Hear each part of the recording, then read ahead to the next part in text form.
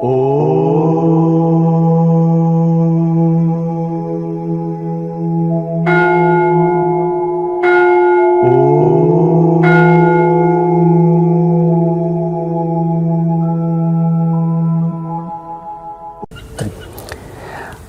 దాన్నే శ్వాసరహిత స్థితి అంటారు. ఆ సమయంలో శ్వాస ప్రశ్వాసల బహిర్ముఖ గతి పూర్తిగా ఆగిపోతుంది. ఈ ప్రాణకర్మ సాపేక్షం. ఆ శ్వాసరహిత స్థితే అసలైన శ్వాస.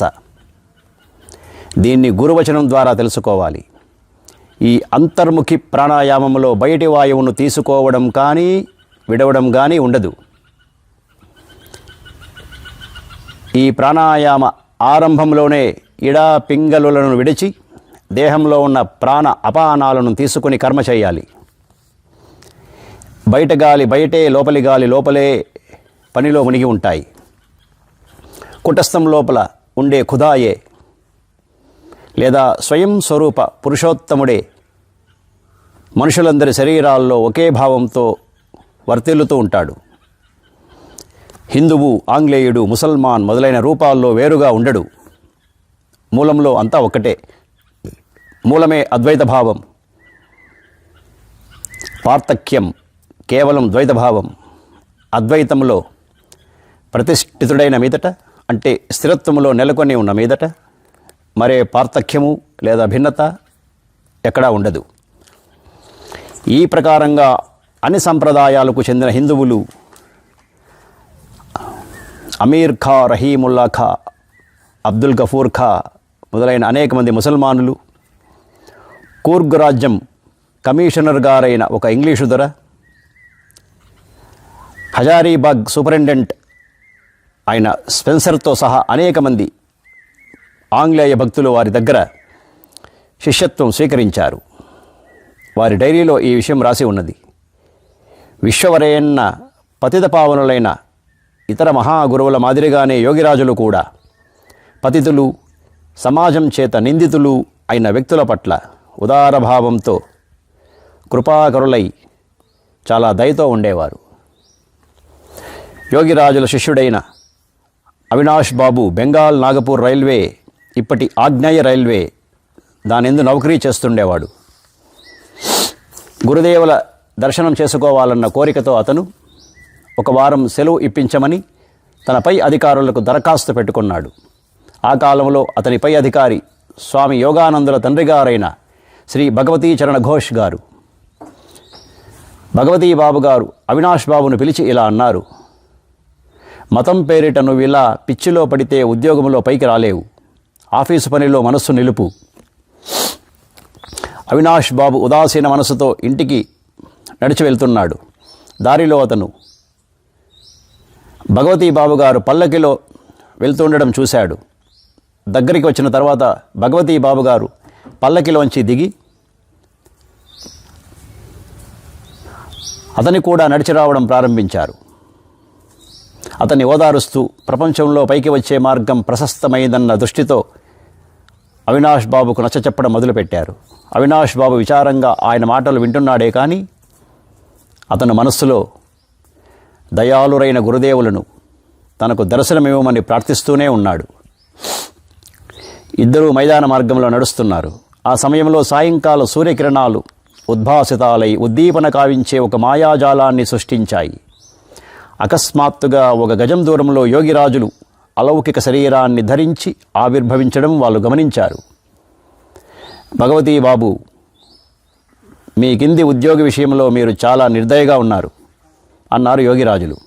ఈ మాట అనేసి వారు అంతర్ధానం చెందారు. అవినాష్ బాబు చేతులు జోడించి ప్రార్థన చేయడం మొదలుపెట్టాడు. అనుకోని ఈ సంఘటనకు భగవతీ బాబు గారు ఎంతో విస్మృతులైనారు. కొద్ది నిమిషాలు మౌనంగా ఉండిపోయారు. ఆ తర్వాత ఇలా అన్నారు: రేపటి నుంచి మీకు సెలవు మంజూరు. మీ గురుదేవుల దర్శనానికి తప్పకుండా వెళ్ళండి. మీతో పాటు నన్ను కూడా తీసుకువెళ్తే బాగుంటుంది. నేను ఆ మహాయోగి దర్శనం చేసుకోవాలనుకుంటున్నాను. మర్నాడు భగవతీ బాబు గారు భార్యా సమేతులై అవినాష్ బాబుతో పాటు రైల్లో ప్రయాణించి కాశీ చేరుకున్నారు. యోగిరాజుల నివాసానికి చేరేసరికి వారు పద్మాసనం వేసుకుని ఉన్నారు. వాళ్ళు వారికి ప్రణామం చేశారు. యోగిరాజులు అరవిచ్చిన కన్నులు రెంటినీ తెరుస్తూ మధుర మందహాసంతో ఇలా అన్నారు: ఎవరినీ ధర్మపథం మీద నడవకుండా ఆపడం ఉచితం కాదు. ఆ తర్వాత భగవతీబాబు గారు తమ భార్యతో పాటు యోగిరాజుల దగ్గర దీక్ష తీసుకున్నారు. తాము కూడా కృతార్థులయ్యారు.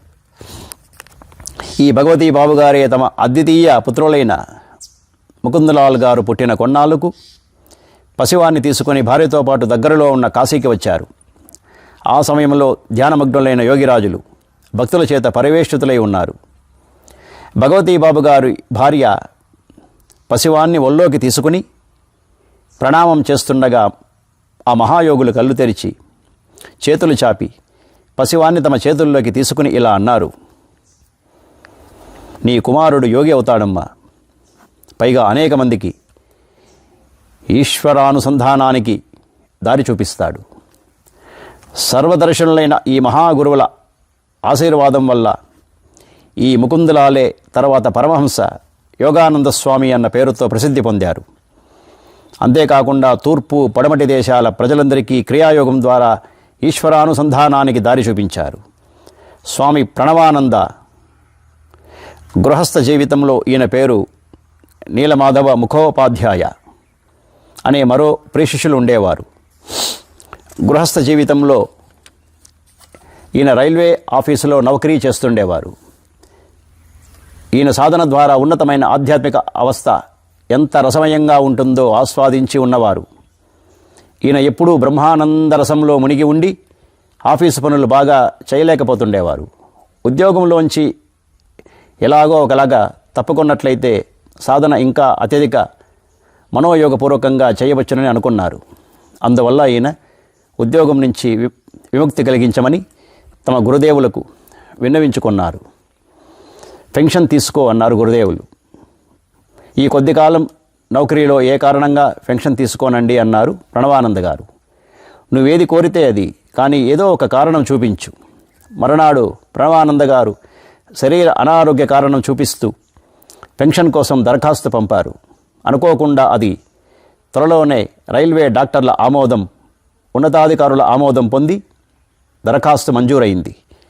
ప్రణవానందులు ఉద్యోగం నుంచి విముక్తి పొంది కొత్త స్ఫూర్తితో ఉత్సాహంతో సాధనలో లీనులయ్యారు. ఈ ప్రణవానందులే యోగిరాజుల అనంతర సాధకులుగా బాగా విఖ్యాతులయ్యారు. యోగిరాజులెప్పుడూ బైఠక్ఖానా గదిలో గద్దె మీదే పద్మాసనం వేసుకుని కూర్చుండేవారు. ఎదురుగా శిష్యులు భక్తులు కూర్చుంటుండేవారు. చాలా తక్కువే మాట్లాడుతూ ఉండేవారు. అప్పుడప్పుడు కళ్ళు తెరిచి మనస్సులో జిజ్ఞాస మొలకెత్తిన ఎవరో ఒక శిష్యుడి వైపు చూసి టూకీగా అతని ప్రశ్నలకు సమాధానాలు ఇస్తుండేవారు. ప్రతిసారి వారిని ఏదో ప్రశ్న అడగడం అనేది ఉండదు, కానీ వారే భక్తుల మనసుల్లో ఉన్న మాటలు తెలుసుకుని జవాబులిస్తుండేవారు. ఎవరైనా ఒక శిష్యుడు జటిలమైన ఒక ప్రశ్న పెట్టుకొని వారి దగ్గరికి వచ్చినట్లయితే వారు అతని మనస్సులోని మాటకు లేదా భావనకు అనుకూలము, సహజము, సరళము అయిన సమాధానం ద్వారా అన్ని రకాల సంశయాన్ని పోగొడుతూ ఉండేవారు. ఏ భక్తుడి మనస్సులోని అలలు వారికి తెలియనివి ఏవీ కావు. గ్రంథాల్లో వివరించిన విద్య ద్వారా వారెన్నడూ శాస్త్ర వ్యాఖ్యానం చేసేవారు కారు. సాధనలో ప్రాప్తించిన దాన్నే వారు భక్తులకు చెప్పేవారు. వేదాలు, వేదాంతం, ఉపనిషత్తులు, గీత మొదలైన జటిల గూఢ శాస్త్రాల్లోని దార్శనిక, వైజ్ఞానిక తాత్వికతను కలిగిన అనుభూతి ద్వారా వారు అపూర్వ కౌశలంతో తెలియజేస్తూ ఉండేవారు. పురాతన ప్రాచీన శాస్త్రాలన్నీ కూడా ప్రాచీన ఋషులు, మునుల సాధన ద్వారా ఉపలబ్ధమైన జ్ఞాన భండాగారాలని వారు చెప్తూ ఉండేవారు. ఎవరి ఉపలబ్ధులు, అనుభూతులు ఆ ప్రకారంగా ఉంటాయో వారే ఆ గ్రంథాల లేదా శాస్త్రాల యథార్థ వ్యాఖ్య చేయడానికి సమర్థులవుతారు. సాయంకాలం పూట వారింటికి భక్తులు, అభ్యాగతులు వచ్చినప్పుడు యోగిరాజులు సౌజన్యంతో అందరినీ పలకరిస్తూ ఆప్యాయత చూపించేవారు. ఎవరో ఒక ధనికుడి పట్ల కానీ, విశిష్ట గుణసంపన్నుడైన వ్యక్తి పట్ల కానీ విశేషమైన ఆప్యాయత చూపించడమో, దీనుడో, దరిద్రుడో, మూర్ఖుడో అయిన వ్యక్తి పట్ల అవహేళన కనబరచడమో ఎన్నడూ జరిగేది కాదు. వారు అందరినీ సమాన దృష్టితో చూసేవారు. బ్రహ్మజ్ఞానులందరూ దేహాభిమానము అహంకారము లేనివారై అందరిలోనూ అద్వైతను లేదా అపురూప ఐక్యాన్ని దర్శిస్తూ ఉంటారు. సాధువుల సమదృష్టికి ఆధారం బ్రహ్మజ్ఞానం. యోగిరాజులు ప్రతి ఒక్క వాక్యంలోనూ జ్ఞానంలోని తీక్షణ ప్రఖరత అభివ్యక్తమవుతూ ఉండేది. వారి దేవత్వ గరిమ వల్ల ఎదుట ఉన్న వారందరి తలలు వంగుతుండేవి. యోగిరాజులు మౌనం వహించినప్పుడు లేదా జటిలమైన ధార్మిక విషయాల్ని గురించి ఆలోచన చేస్తున్నప్పుడు వారు భక్తుల మనస్సుల్లో అనిర్వచనీయమైన ఒక జ్ఞానాన్ని ప్రసరింపచేస్తున్నట్లు కనిపించేది. భక్తులు ఎవరైనా చింతాగ్రస్తమైన మనసుతో వారి దగ్గరికి వచ్చినట్లయితే వాళ్ళకి తెలియకుండానే వాళ్ళ మనస్సులోని భావాలు మారిపోతుండేవి. యోగిరాజుల దర్శనం చేసుకున్నంత మాత్రాన్నే మనసులో శాంతి, ఆనందం ఆస్వాదిస్తున్న అనుభవం కలుగుతుండేది. వారు దుఃఖం వల్ల విచలితులై కావడం కానీ, సుఖం వల్ల ఆనందితులు కావడం కానీ ఎన్నడూ కనిపించలేదు. ఎవరైనా వారి దగ్గర తమ అతీతాన్ని గురించి ఏదైనా ప్రశ్న వేసినట్లయితే వారు అతీతాన్ని పూర్తిగా మరిచిపోయి ఆత్మసాధనలో తన్మయతతోనూ మనోయోగంతోనూ ఆధ్యాత్మిక ఉన్నతి పొందే ప్రయత్నం చేయండి, దానివల్లే లోక కళ్యాణం, వ్యక్తిగత శుభం చేకూరుతాయి అనేవారు. ఇందువల్లే వారు క్రియాయోగ సాధన చేయవలసిన అవసరం అందరికీ గుర్తు చేస్తుండేవారు. వారు ఎన్నడూ ఎవరినీ తమ సొంత పని ఏదీ చేసి పెట్టమని అడగలేదు. ఆంతరికత తప్ప వారు ఎవరి దగ్గర నుంచి ఏ విధమైన దానము లేదా సహాయము తీసుకునేవారు కారు. ఎందుకంటే మామూలుగా వారికి ఆర్థిక స్వతంత్రత ప్రాప్తమై ఉన్నది. వారు ప్రభుత్వోద్యోగం చేసిన వారు. పెన్షన్ వస్తూ ఉండేది. శిష్యులకు చదువు చెప్తుండేవారు కూడా. సాధారణంగా తమకు ఆర్థికమైన రాబడి వచ్చే వనరులు లేని లేదా ఆర్థిక స్వతంత్రత కానీ సంపన్నత కానీ లేని ఇతర గురువులు ప్రత్యక్షంగానో పరోక్షంగానో తమ శిష్యుల ఐశ్వర్యం మీద ఆధారపడి ఉండటం కద్దు. కానీ యోగిరాజులు తాము గడించిన డబ్బుతోనే జీవనం గడుపుకుంటూ ఉండేవారు. ఇతరుల అన్యాన్ని ఆశ్రయించి ఎన్నడూ ఉన్నవారు కారు. వారిలో ఇతరుల అనుకూలత కోసం ఆశించడం అన్నది ఎన్నడూ ఉండేది కాదు. వారి వల్ల నెలకొన్న ఆదర్శాల్లో ఇది అన్నిటికన్నా గొప్ప ఆదర్శంగా ప్రశంసలు అందుకొన్నది. వారు తమ భక్తులందరినీ అలాగే జీవనం గడపమని ఉపదేశిస్తూ ఉండేవారు. ఏ యోగ సాధన ద్వారా లోపల ఈశ్వర భావనాబోధ జాగృతం కాదో ఆ యోగం యోగమే కాదు. వాస్తవము శ్రేష్టము అయిన యోగ సాధన వల్ల మనస్సులో ఈశ్వర భావం లేదా ప్రేమ తప్పకుండా నిండిపోతుంది. కోరిక, హింస, వాసన, ద్వేషం, లోభం, పరధన వ్యామోహంతో సహా ఇంద్రియాల వల్ల కలిగే అన్ని రకాల వికారాలు, మనోధర్మాలు వాటంతటా అవి అణిగిపోతాయి. ఇందువల్లే దాన్ని శ్రేష్టమైందని అంటారు. యోగ సాధన ద్వారా అంతరంగంలో ఈశ్వర భావన కలిగిన తరువాత బయటి పదార్థాలన్నిటిలోనూ ఈశ్వరుడి ఉనికి అనుభవంలోనికి వస్తుంది. అంతర్దేవతా ప్రాప్తి పొందాలన్న పట్టుదల లేనివాడు అన్ని తీర్థయాత్రలు చేసినప్పటికీ లాభం లేదు. శ్రద్ధ, విశ్వాసం, భక్తి, జ్ఞానం మొదలైనవి కలగడానికి స్వతంత్ర ప్రయత్నం వల్ల ప్రయోజనం లేదు. ఒకవేళ స్వతంత్ర ప్రయత్నం వల్ల ఇవి కలిగినప్పటికీ కూడా వీటి విలువ నిలకడగా ఉండదు. అలా కాకుండా ఉత్తమ పద్ధతిలో ప్రాణకర్మ లేదా ప్రాణాయామం చేస్తూ ఉండటం వల్ల వాటంతటా అవి ప్రాప్తిస్తాయి. అంతేకాకుండా వాటికి నిలకడైన విలువ ఉంటుంది. నిలకడైన భక్తి శుద్ధ భక్తి, నిలకడైన జ్ఞానమే విజ్ఞానం. రెండో వైపు కామ, క్రోధ, హింస, లోభ, మోహాది అన్ని రకాల అసురీ వృత్తులు సాధనా పథంలో అడ్డంకులు కలిగిస్తాయి. అవి కూడా మనసు ద్వారా ప్రయత్నించడం వల్ల విడిచిపెట్టగలిగేవి కావు. ఏ కొద్దిపాటి అయినా విడిచిపెట్టినా అది శాశ్వతం కాదు. దాని బదులు చక్కగా ఏర్పరిచిన, చక్కని పద్ధతిలో పొందుపరిచిన ప్రాణకర్మ చేస్తూ ఉండడం వల్ల వాటంతటా అవి తొలగిపోతాయి. వాటి బదులు శ్రద్ధ, విశ్వాసం, భక్తి, జ్ఞానం వంటివి లభిస్తాయి. ఈ ప్రాణకర్మకు ఎంత గొప్ప మహిమ ఉందంటే, ఒకవైపు అసరీ వృత్తులు నశించి రెండో వైపు సాత్విక వృత్తులు పుడతాయి. అప్పుడిక ఏదైనా విడిచిపెట్టడానికి కానీ స్వీకరించడానికి కానీ స్వతంత్రంగా మనసు ద్వారా చేయవలసిన ప్రయత్నాల అవసరమే ఉండదు. వాటంతట అవే వస్తాయి, పోతాయి. అసలీ వృత్తులు పోవడంతోనే సాత్విక వృత్తులు స్వయంగా వస్తాయి. మనసు ద్వారా లేదా ఇచ్ఛ ద్వారా ప్రయత్నించి విడవడం యథార్థంగా విడవడం అనిపించుకోదు. ఎందుకంటే వర్తమాన చంచల మనస్సు ఉన్నంత వరకు యథార్థంగా విడవడం అన్నది సంభవం కాదు. అందువల్ల ప్రాణకర్మ లేదా ప్రాణాయామం ద్వారా ఇచ్ఛ మీద మనసు మీద అదుపు ఏర్పరిచి ఇచ్ఛాతీత స్థితిలోనికి రావలసి ఉంటుంది. ఆ ఇచ్ఛాతీత స్థితిలో ఇక ఏదీ మిగిలి ఉండదు. యథార్థమైన త్యాగస్వరూపం అదే.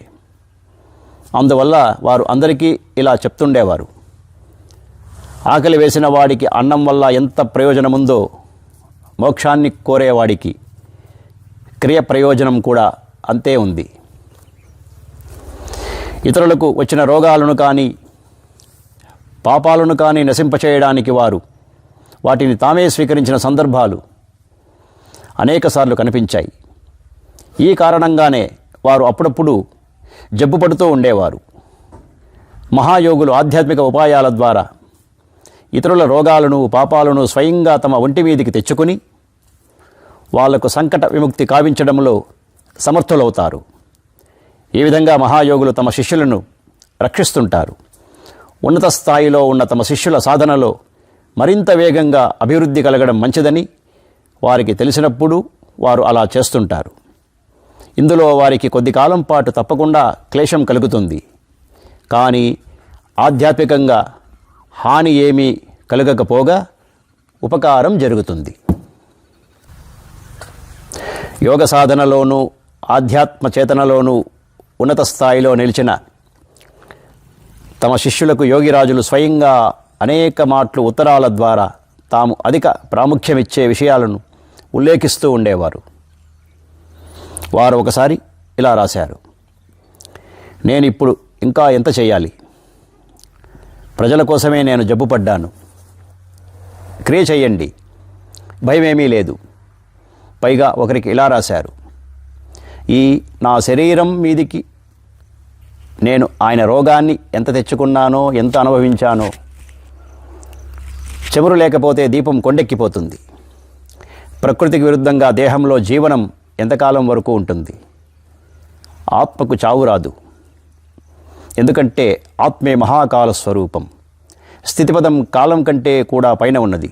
మహాకాలం సముద్ర స్వరూపముల గతిహీనమైనది. జీవుడు నది మాదిరిగా ఆ సముద్రంలో పడతాడు. కాలం విషయంలో హేతుబద్ధంగా ఉన్నట్లయితే చావు రాదు. మరోసారి మరో శిష్యుడికి ఇలా రాశారు, అకాల మృత్యువును తెలుసుకొని శోకించకు.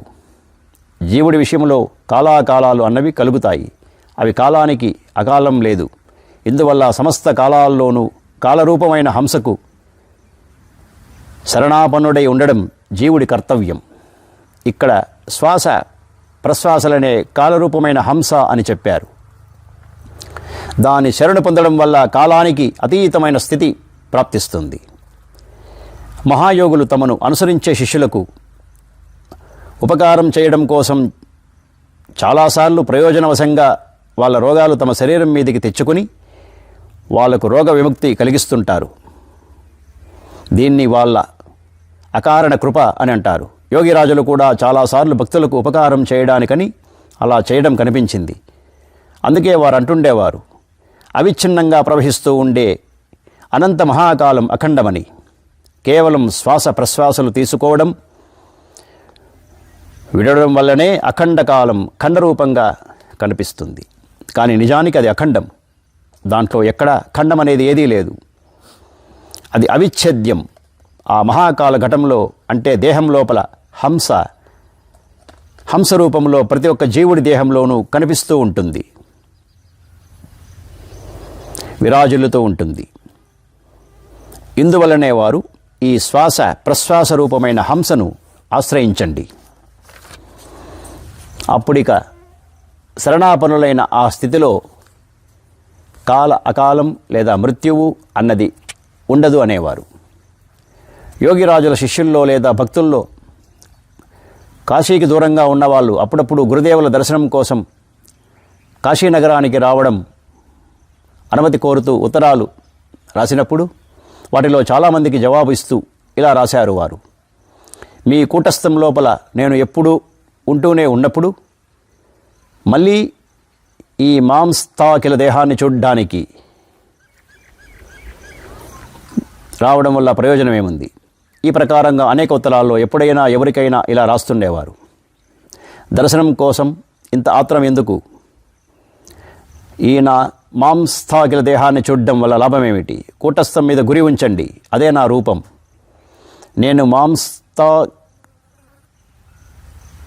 నేను మాంసాస్తికలు కానీ నేను అనే మాటను కాను. నేను అందరికీ దాసుణ్ణి. మరొకరికి కూడా ఇలా రాశారు: గురువులే అని నడిపిస్తున్నాడు. నేను కూటస్థ రూపంలో ఎప్పుడూ తోడు ఉన్నాను. ఇంకో శిష్యుడికి ఇలా రాశారు: మాయ ద్వారా మాంసాస్తికల దేహం కనిపిస్తుంది. అది ఎంత తొందరగా పోతే అంటే మాయా విషయం ఎంత తొందరగా పోతే అంటే సమాప్తమైపోతే అంత మంచిది. మంచి చెడ్డల గుర్తింపు ఉండదు. నాదంటూ ఉన్నదల్లా గురువుకు అర్పించాలి. అర్పణ జరిగిన తర్వాత మరింక దాంట్లో నాదన్నది ఏదీ ఉండదు. దేహాన్ని అర్పించేసిన తర్వాత నేను నా దేహాన్ని చూస్తూనే స్థూల దృష్టిలో నాదే దర్శనమవుతుంది. అందరూ ఈ రూపంలోనే నా దేహాన్ని తెలుసుకుంటారు. శ్రద్ధాభక్తులతో క్రియ చెయ్యండి. భక్తుల్ని సంబోధిస్తూ ఇలా అన్నారు వారు: యోగి కావడానికి ఇంత దుర్బల హృదయం ఎందుకు? చెట్టు నీడ మీద, ఏటి నీటి మీద అయితే ఎవరికీ అధికారం లేదు. వాటిని ఎవరూ తీసుకోలేరు. అనిత్య విషయం కోసం ఇంత చింత ఎందుకు? భూతాన్ని అంటే జరిగిపోయిన కాలాన్ని గురించి, భవిష్యత్తును గురించి చింత విడిచిపెట్టి ప్రాణాన్ని గురించిన చింతలో వర్తమానంలో సమస్త కార్యాలు చేయడం మీ కర్తవ్యం. డబ్బుతో ఎవరికీ సుఖం కలుగునూ లేదు, కలుగునూ పోదు. మనసుకు కలిగే బాధకు డబ్బే కారణం. భవిష్యత్తు కోసం ఇంత చింత ఎందుకు? అన్నీ బొమ్మలాటలో బొమ్మలే. అయ్యో, డబ్బు అంటేనే చీచి అంటున్నారు. ప్రపంచం పరీక్షాస్థలం. అన్ని విధాలుగానూ సమర్థులై ఉండాలి. ఏ విషయంలోనూ లేదని అనుకోకూడదు. దేనివల్ల మనోబలం తగ్గదో అదే చేయాలి. సమస్తమైన పనులు విశేష దక్షతతో చేయాలి. ఏ విషయంలోనూ భయపడకూడదు. సైతాను మనస్సును అంతటా ఆవరించి ఉన్నాడు. ఆత్మ నుంచి విడబడి మరి ఏ వైపు మనస్సు మళ్ళకూడదు. ఈ వైపు మనస్సు నింపండి. క్రియాభ్యాసమే వేదపాఠం. ఈ క్రియను అభ్యాసం చేస్తూ క్రియకు అవతలి అవస్థ వైపు గురి ఉంచాలి. అప్పుడు దాన్నే వేదాంతం అంటారు. దాన్ని క్రియ ద్వారా చూడడమే ఉచితం. పుస్తకం చూస్తే ఏమవుతుంది? క్రియే యజ్ఞం, క్రియే సత్యం, తక్కినదంతా మిథ్య. ఈ యజ్ఞం అందరూ చేయాలి, అందరికీ తగినది. మనస్సు త్రాణ తాలూకు అవస్థకు మంత్రమని పేరు. మ్లేచ్ఛుడంటూ ఎవడూ లేడు. మనస్సే మ్లేచ్ఛ. నారాయణుడు అన్ని ఘటాల్లోనూ విరాజిల్లుతున్నాడు. ఎవరు ఏదీ చెయ్యరు, అన్నీ భగవంతుడే చేస్తాడు. జీవుడు ఉపలక్ష్యమాత్రుడు. ఆ గురు భగవానుడి వైపు గురి నిలపడానికి విధిపూర్వకంగా ప్రయత్నించండి. ఇందులోనే మంగళం ఉన్నది. ఆత్మే గురువు. మనస్సుకున్న ఈ బలంతోనే క్రియ చేయవలసి ఉంటుంది. నా వారు ఎవరూ లేరు, నేను ఎవరివాణ్ణి కాను. ఒకనాడు అందరూ నిశ్చయంగా అన్నీ విడిచిపోవలసి వస్తుంది. ఆ రోజు ఎవరికి ఎప్పుడు వస్తుందో నిశ్చితంగా తెలియదు. లోకులు నిశ్చింతంగా ఉంటారు. కానీ ఆ అవస్థ అకస్మాత్తుగా వచ్చినప్పుడు అందరూ అయ్యో అయ్యో అంటూ వాపోతారు. అందుచేత గురిని స్థిరం చేసుకొని అందరూ ఆ అవస్థ మీద దృష్టి పెట్టడం కోసం ఉచితం. నిజానికి ఆయన కోసం ప్రాణంలో క్రందన లేనట్లయితే ఆయన్ని అంతరంగంలోకి పిలవడానికి శక్తి రాదు. అవ్యయుడు, అవినాశి అయిన గురువే అహేతుకమైన ప్రేమ భక్తికి ఉదాహరణ. ఆయన ఎప్పుడూ అందరికీ అతి దగ్గరలో ఉన్నవాడు. అయినా కూడా ఆయన్ని అన్వేషించడానికి ప్రయత్నం ఏదీ జరగడం లేదు. ఇది మంచిదేనా? అది జీవుడు తెలుసుకోడు. తెలుసుకుంటే శివుడే అయిపోతాడు. మంచి ఏమిటి అనేది తెలుసుకోకపోతే కొంతకాలానికి మంచి చెడ్డలు ఏర్పడతాయి. క్రియకు పరావస్థ తరువాత ఏ అవస్థలో అంటే కర్మాతీత అవస్థలో ఊపిరి తీసుకోవడానికి విడవడానికి కోరిక స్వతహాగా ఉండదో దాని మీదే మనసును కేంద్రీకరింపచేయాలి. ఆ అవస్థనే కృష్ణపదం అంటారు. అదే కృష్ణుడి స్వరూపం. కృష్ణ శబ్దానికి అర్థం కూడా అదే.